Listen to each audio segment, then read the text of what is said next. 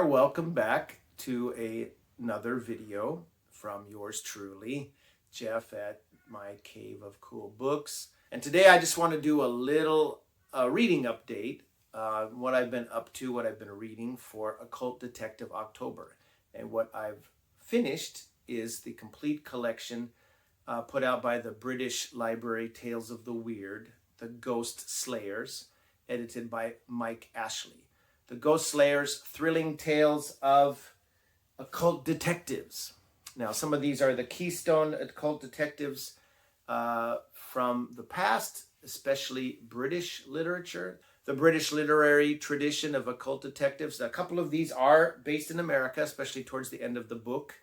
And they're all, pretty much similar in that they're kind of eccentric gentlemen, white gentlemen, generally middle class or well off, I suppose, and they all have some kind of experience or esoteric knowledge of the other planes, the outer realms, that enables them to sometimes tackle and slay. I guess slay is the wrong word in many cases. Some people even say lay a ghost, to put a ghost to rest, to banish it from a haunted place. And many of these do take place in haunted houses or houses with other kind of malignant manifestations of spiritual forces.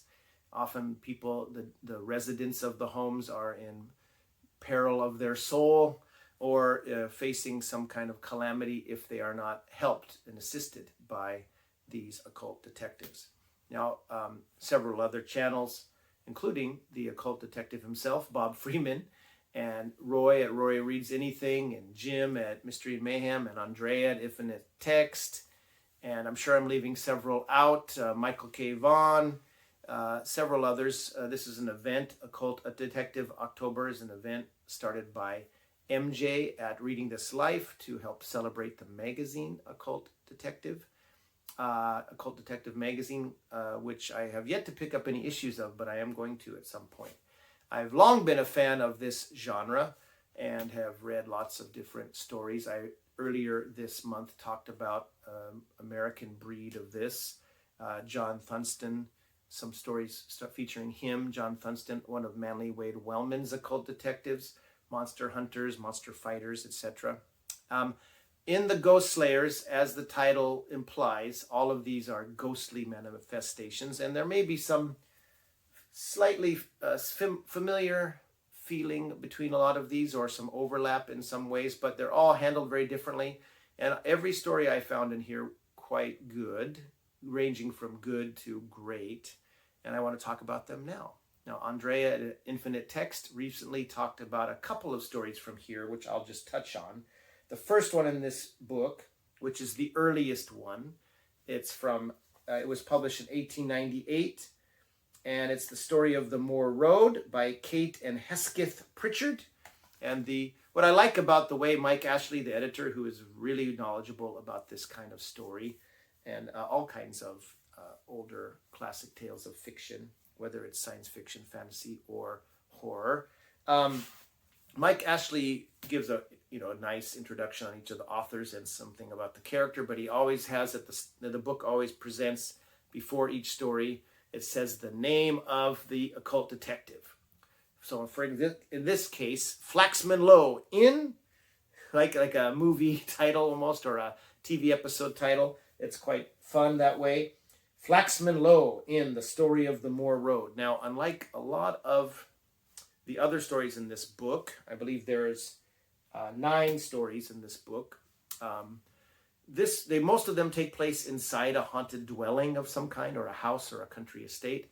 This one is near a house, but it's more, the haunting is actually on the road itself, the Lonely Moor Road of the title that comes up to this house, and the beleaguered members of that household, that Flaxman Lowe and his friend. Many of these are narrated by a friend, confidant, an assistant, somewhat similar to a Holmes and Watson relationship. This one is, I don't remember, I read this one back at the beginning. I don't recall the name of the narrator of this story, but Flaxman Lowe is a somewhat Sherlockian sort of occult detective And this one features a kind of weird menace that chases and pursues people, walking across this lonely moor road to get to this house, and the kind of reasoning behind the haunting and how it's conquered by Flaxman Lowe is very interesting. I like that story a lot. That's one Andreea talked briefly about in one of her recent Weird Wednesdays, I believe, or one of her recent videos anyway, her Occult Detective October update video, I think. She also talked about a John Silence story, Dr. John Silence, an Algernon Blackwood story, a psychical invasion, a psychical, meaning the psyche, not the physical invasion, a psychical invasion. And this is not one of the more famous John Silence stories. I believe Michael K. Vaughan also talked about this one. It is the longest story in the book. It's novelette length at least, I think 60 pages or so maybe.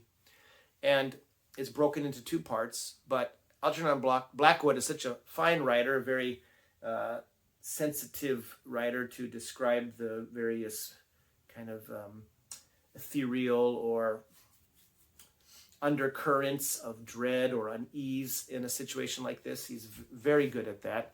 And at first, while I thought the story might turn out to be a little dry, I ended up really enjoying it. So A Psychical Invasion is about an author of comical stories who, this is the funny part, because some of these books use these, some of these detectives use at the time cutting edge kind of parapsychology or pseudoscience, what we've now know as complete bollocks, as the British would say, not resembling any real possible reason or logic, but at the time maybe seemed possible. And many of these written in the height of the spiritualism era. And this one has some BS about, taking drugs, in this case, cannabis, that the author takes as an experiment and opens his mind to the evil manifestation, the presence that lived in a house, decades or prior to, or maybe even a century or so prior to the current time that this is happening. Now, the story, A Psychical Invasion was published in 1908. So this is, I believe, the next oldest story. The stories are mostly chronological from publication date in this book, which is also interesting. Basically, what happens is this author has lost the ability to write these comical stories. He was doing really well. He has a dedicated young wife who's not really featured much in the story, other than her concern for her husband is shown briefly.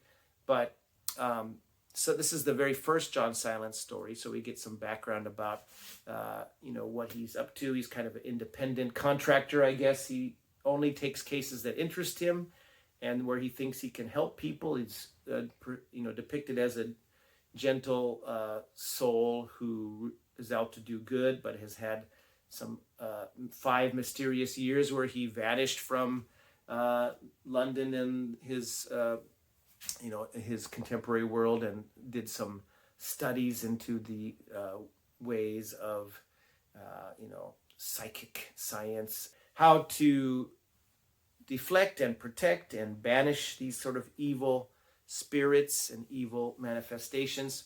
And he's interested in this case once he hears about it and goes to assist this man who, after having this evil feminine presence kind of infiltrate his mind, he's no longer able to publish or write stories the same way. His stories all have this kind of sick or twisted sort of malaise to them, that they're still technically humorous, but they are no longer charming anymore, and he's not able to work and is worried about his finances, etc., as well as his very soul. And Dr. John Silence comes in and says, okay, and he listens to the man's story, understands immediately kind of the situation, but although he has no answers at this stage, but he does know what he's going to do next. And he's a man of private means, of course, and he sets up this person, this artist or author who's being beleaguered by this evil spirit, sends him and his wife elsewhere to live and work where the man is immediately recovers and gets back to his previous state. And meanwhile, Dr. John Silence comes to this house that is the source of the problem, and he brings with him 2 companions, not human companions, animal companions. He brings a cat named Smoke and a dog named Flame, a golden retriever named Flame. And the Flame is older and his joints creak a little bit, but he's a fierce fighter. Blackwood does a wonderful job establishing the character of these 2 pet friends. The cat, who is sensitive in a playful way that welcomes these manifestations, and then the dog, who is going to have a different, more defensive reaction when they come in. And Silence sets himself up in the house with his cat and his dog, and gets, sits by the fire to read and waits for what's going to happen. And what happens next is pretty interesting and a little hair-raising and very well described. So that's a very fun story. Next is The Searcher of the End House. The Searcher of the End House by W. Hope Hodgson. And this is a Carnacki story, Thomas Carnacki. And how the Carnacki stories are set up is the story is kind of at first mentioned, a narrator says, we were at Carnacki's house and we just finished dinner and we were a little disappointed. We didn't get a usual story, or the story we got wasn't particularly satisfying or didn't have any supernatural end. And is he going to tell us a really scary ghost story?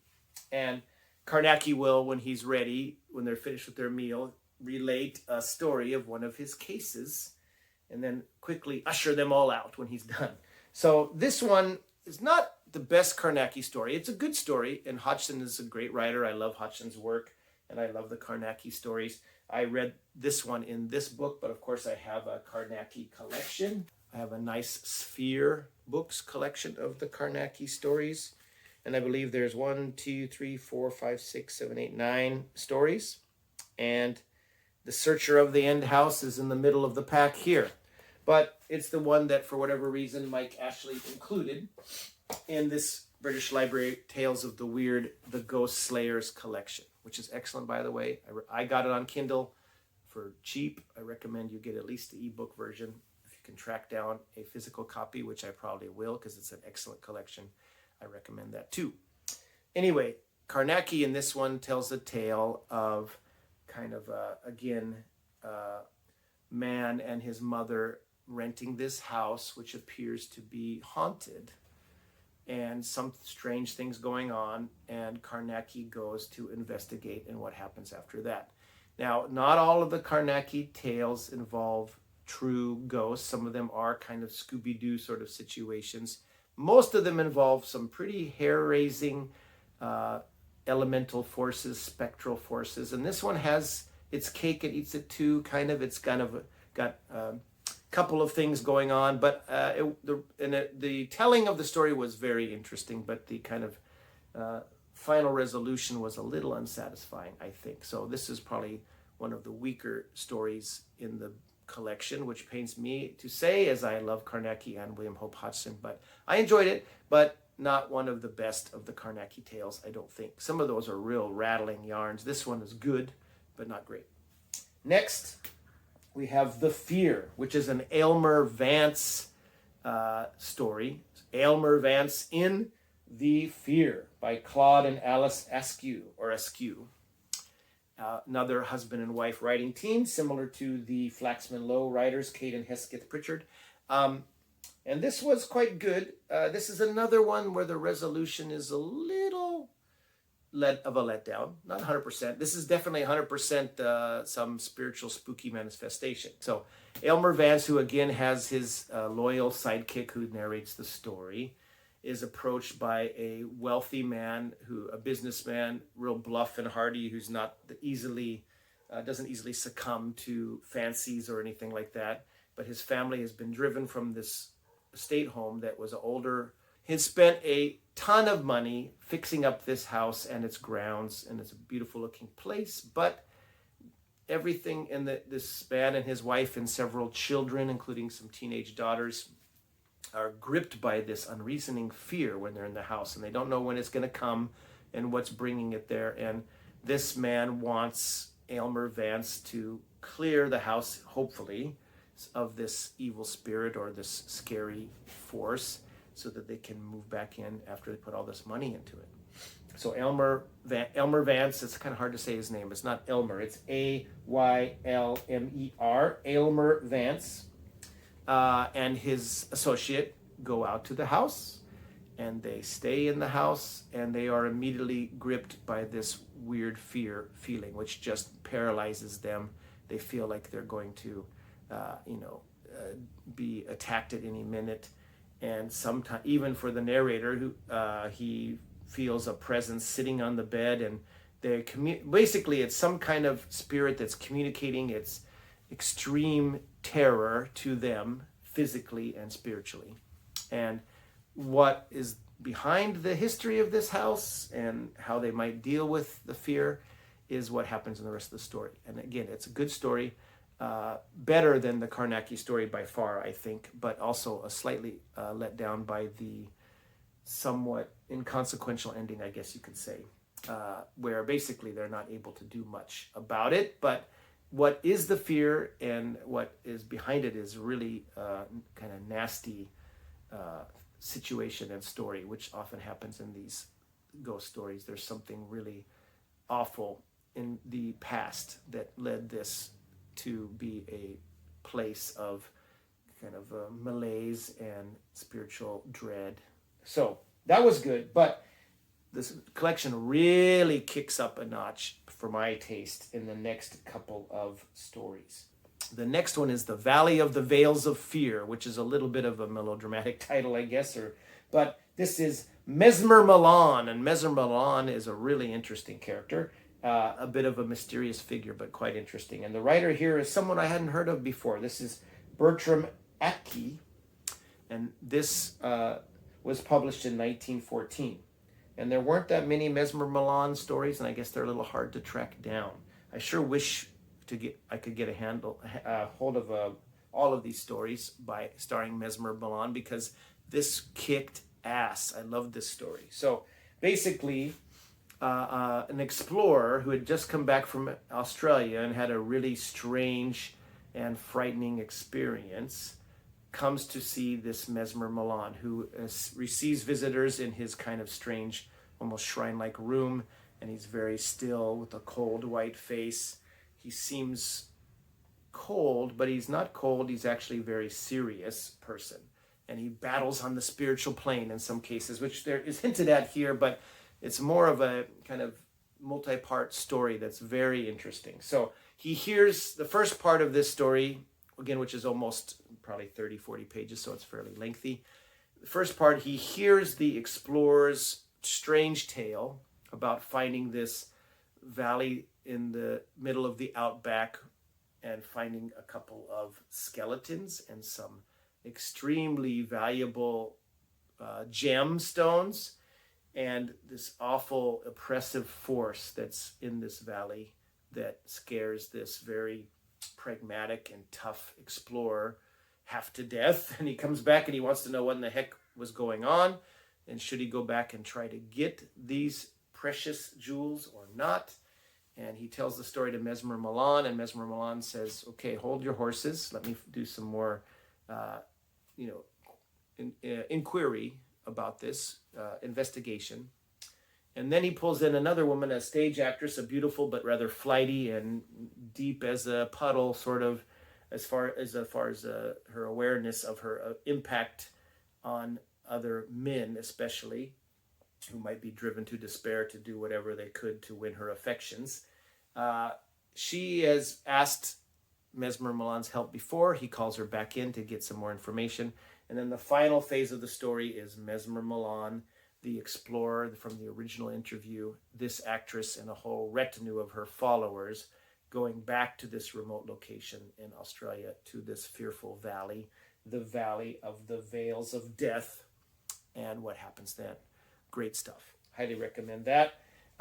Then the next one was also kick-ass. This is a Dr. Taverner story by the awesomely named author Dion Fortune, who was a spiritualist and I believe a medium herself, and involved in maybe the Order of the Golden Dawn, and then she kind of started her own different spin-off group from that. But anyway, deep in the spiritualist movement, and she Dion Fortune wrote this story, The Death Hound, which was published in 1922.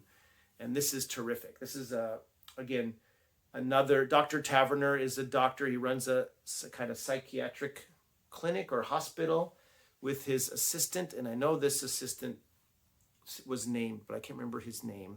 But he also works at this clinic, and he is more of a standard physician, and Dr. Taverner is more a physician of the mind and spirit. And they're approached by this man who is being, he says, I know it sounds crazy, but I'm being chased by this hound. And one of this, he's being, at the beginning of the story, he's being checked out by Dr. Taverner's physician assistant, the narrator, who says, hey, you're okay, but you got a heart condition and don't overdo it. And then the man says, I've been chased by this spectral hound and I don't know what's causing it. And, the doctor is worried that if this man runs from this spectral hound, he's going to force himself to have a heart attack. And so Dr. Taverner is immediately interested in this and gets involved in the case. And it turns out there's a lady involved, and turns out there's a man who, a rival for this lady's affection, who may be behind the spectral hound chasing this man. And Dr. Taverner gets involved, let's say, and uses his occult skills to deflect the danger back on its original instigator in a very cold way and fun and very justice served sort of way. And this has a fantastic final and chilling line from Dr. Taverner to conclude the story. 6 miles, Dr. Taverner said, he ran well. When you read the story, you're going to really appreciate that final line. That is another kick-ass tale. Okay, we have a couple more. We have another quite good one. This is The Case of the Fortunate Youth, which was published in 1927 by Moray Dalton. And Moray Dalton is more well known and has been recently kind of undergoing a slight renaissance in ebook form. Mystery writer, wrote a lot of Golden Age detective novels with, I forgot their main character's name, but this is their character, their occult detective, Cosmo Thor, who apparently does turn up in one of the subsequent mystery novels in a guest starring role. Now, Cosmo Thor doesn't have any assistant, unlike some of the others, but he does, he does solve these kinds of cases.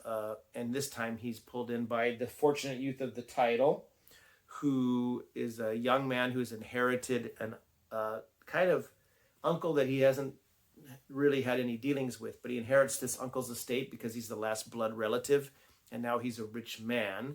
But the estate itself, since he's moved to the estate, he's having some severe problems with some manifestations in the house. And so he is very happy to make Cosmo Thor's acquaintance at his kind of wedding announcement party. He's getting married to a daughter of a wealthy family. And now that he's wealthy, it's a well-served match as far as the parents are concerned. And he's a handsome and fine young man, and so is the young woman. And they're a good match. But the young man is troubled, and so he approaches Cosmo Thor, who agrees to come back with him and accompany him to this manor house that he's recently moved into after coming into a lot of his inheritance. And something has happened and passed in this house that's causing some really weird problems. There's all sorts of African kind of witchcraft accoutrement around the house, mostly in storage.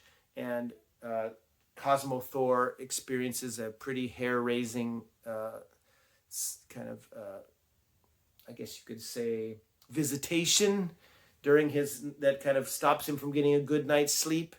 And it's pretty scary for him. He's quite an experienced guy, like most of these occult detectives, but every once in a while they even come up against something that makes the hair on the nape of their neck stand up.